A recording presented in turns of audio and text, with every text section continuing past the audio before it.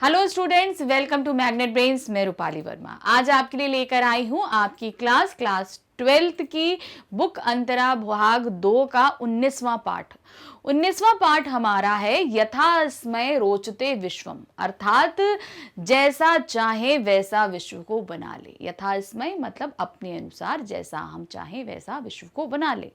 तो ये किसके लिए बोला गया है? कवि के लिए। कवि जैसा सोचते हैं वैसे विश्व को बना लेते हैं। तो यहाँ पर हम जो पाठ पढ़ने जा रहे हैं ये लिखित है रामविलास शर्मा जी द्वारा। इस पाठ को जो लिया गया है ये रामविलास शर्मा के एक निबंध संग्रह है विराम चिन्ह, उसमें से ये एक निबंध हमारे सामने प्रस्तुत है। ये पाठ हमारे सामने निबंध विधा में आया है। साहित्य के जो है गद्य खंड के निबंध विधा में ये पाठ हमारे सामने है। इस पाठ में हमको कवि जो लेखक है वो बताना चाह रहे हैं, कवि को प्रजापति का तात्पर्य दिया है। प्रजापति अर्थात राजा। जैसे राजा अपना प्रजा का पोषण करता है, वो चाहे अपने अब अच्छे से अपने राज्य को बदल सकता है, सब कुछ करता है, उसकी शक्ति होती है। उसी तरह कवि के अंदर ये सारी शक्ति होती है। कैसे? चलिए जानते हैं इस पाठ को पढ़कर। तो सबसे पहले जो हम देखने जा रहे हैं वो है पाठ का परिचय। लेखक ने कवि की तुलना प्रजापति से की है। उसने कवि को प्रजापति के समान सृष्टा सिद्ध किया है, यानी कि सृष्टि को सिद्ध करने वाला, यानी कि वो सृष्टि का निर्माण कर सकता है। लेखक ने प्रजापति का दर्जा देते हुए कवि को उसके कार्यों के प्रति सचेत किया है। अगर वो ऐसा कर सकता है तो उसे कार्य भी सोच समझ के करने हैं। जैसे राजा का कोई भी कार्य अगर अनुचित होता है तो वो प्रजा पे असर डालता है, उसी तरह अगर कवि के पास ये शक्ति है तो वो भी अगर कोई गलत लेख लिखेगा तो इससे भी जो है सृष्टि पर असर पड़ता है। साहित्य समाज का दर्पण मात्र नहीं है। कवि का कार्य समाज के यथार्थ जीवन को मात्र प्रतिबिंबित करना नहीं है। मतलब जैसा समाज है उसको आप दिखाइए, सिर्फ मात्र यही काम कवि का नहीं होता है। कवि अपनी रुचि के अनुसार अपनी रचनाओं से संसार की रचना करता है। मतलब वो चाहे तो अपनी रचनाओं को बनाता है, अपनी जो भी कविता लेख जो को भी जो रचना लिखता है उसी तरीके से वो संसार की भी रचना कर सकता है। प्रजापति द्वारा निर्मित सृष्टि में असंतुष्ट होकर कवि नए समाज का निर्माण करता है। यह कवि का जन्मसिद्ध अधिकार है। मतलब प्रजापति जिस तरह का संसार जो है बनाता है उससे कवि असंतुष्ट हो जाता है, इसलिए अपने अनुसार अपने हिसाब से वो नए समाज का निर्माण करता है, नए संसार का निर्माण करता है, और ये कवि का अधिकार है। अब यहां पे हम पाठ का सार शुरू कर रहे हैं। कवि की सृष्टि निराधार नहीं होती। वह अपने सारे रंग, आकार और रेखाएं चारों ओर बिखेर यथार्थ जीवन से ही ग्रहण करता है। मतलब वो जितनी भी रचनाएं करता है, सृष्टि मतलब जो रचना कर रहा है वो निराधार नहीं होती। उसके लिए वो जो कुछ भी ले रहा है वो सब ही इस वास्तविक जीवन से ही लेता है। किसी भी चीज की रचना करेगा, कुछ भी करेगा, वो सब कुछ इसी जीवन, इसी या वास्तविक जो जीवन है, यथार्थ जो जीवन है उसी से लेता है। अपनी साहित्य रचना के लिए सामग्री कवि अपने चारों ओर के परिवेश से ही ग्रहण करता है। मतलब जो कुछ लिख रहा है, अब मान लीजिए किसी फूल पे कविता लिख रहा है तो फूल क्या हमारे आसपास खिला हुआ है। अगर वो किसी कुर्सी, कभी कभी कुर्सी पे लिख देते हैं, कुर्सी पे अगर लिख रहे हैं तो क्या है, वो हमारे सामने यथार्थ यानी वास्तविक जीवन से ही तो लेकर वो लिख रहे हैं उसकी सामग्री। उज्जवल चरित्र को और अधिक प्रभावशाली दिखाने के लिए लेखक यथार्थ जीवन के दुष्चरित्र को ही चुनता है। मतलब और ज्यादा प्रभावशाली दिखाने के लिए जो बुराइयां हैं उनको हमारे सामने पहले निकाल के रखता है। तो इससे क्या होता है कि हम लोग बुराई की तरफ जल्दी, हाँ ये चीज गलत होती है, तब हम ज्यादा ध्यान देते हैं उसकी तरफ में। रावण के होने से ही राम की महत्ता है। मतलब बुराई थी तभी अच्छाई कायम है। अगर रावण था तो ही राम है, नहीं तो राम नहीं होते।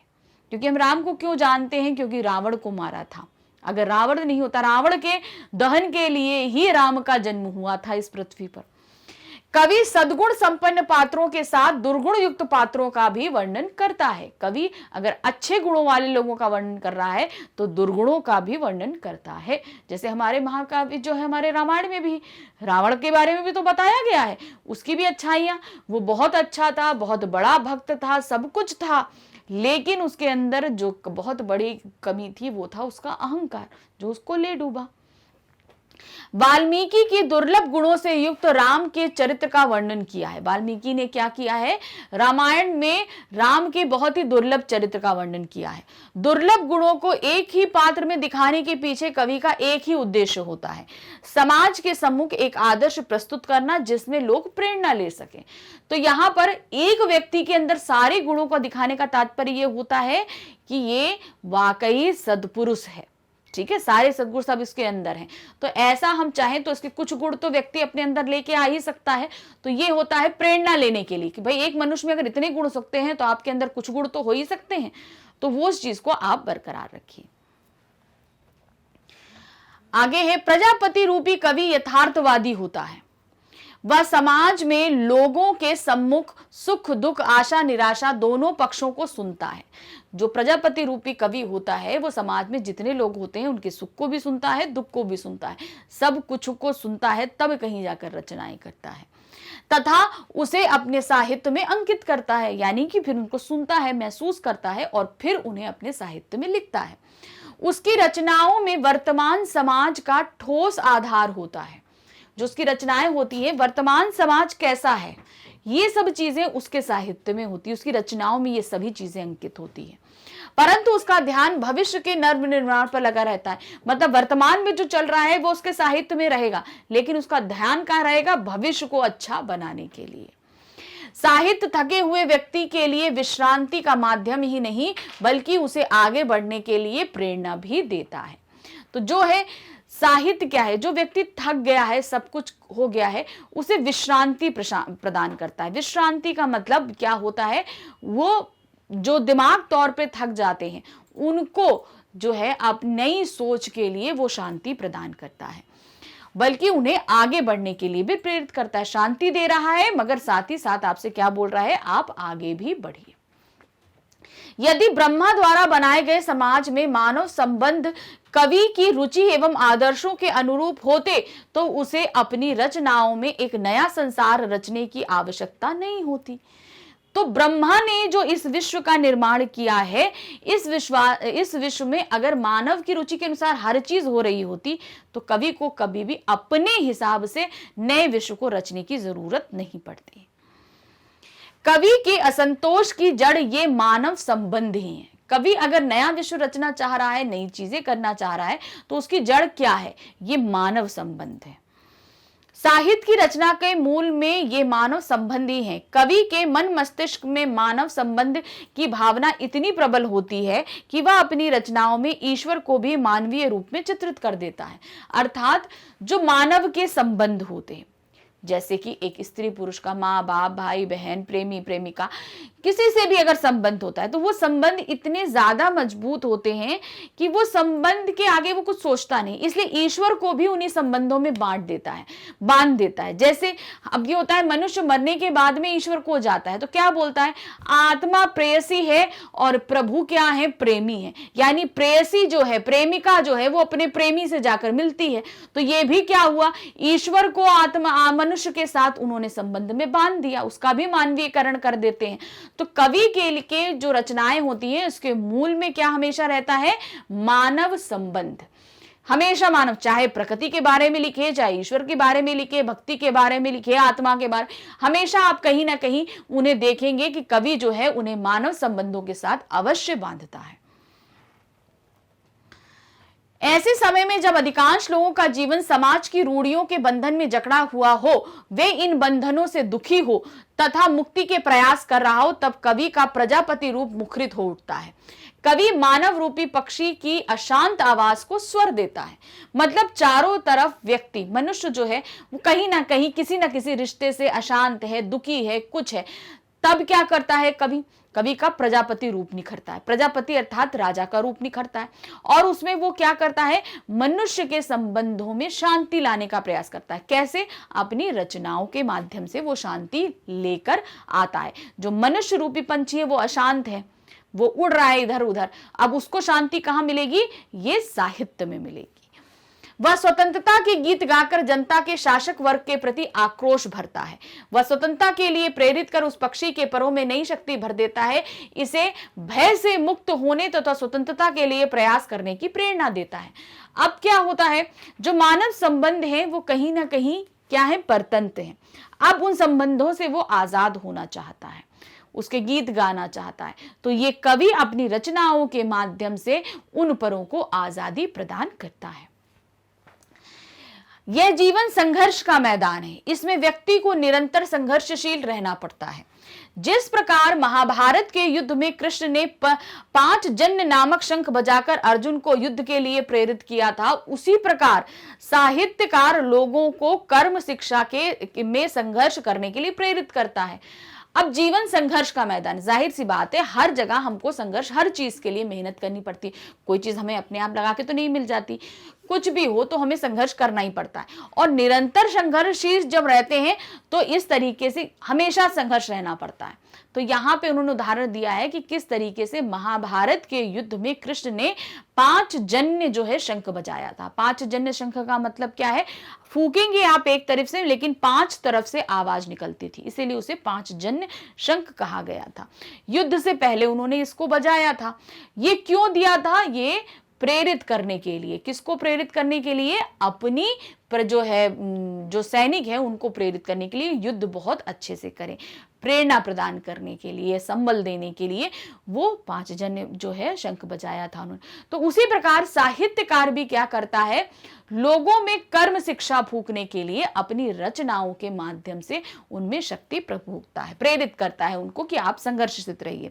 वह लोगों में उदासीनता नहीं, उत्साह के स्वर बुलंद करता है। तो अब व्यक्ति जो संघर्षशील है, कवि की रचनाओं के माध्यम से उनके अंदर क्या आ गई, जो है वो हिम्मत आ गई, प्रेरणा मिल गई कि हमें संघर्ष करते रहना है।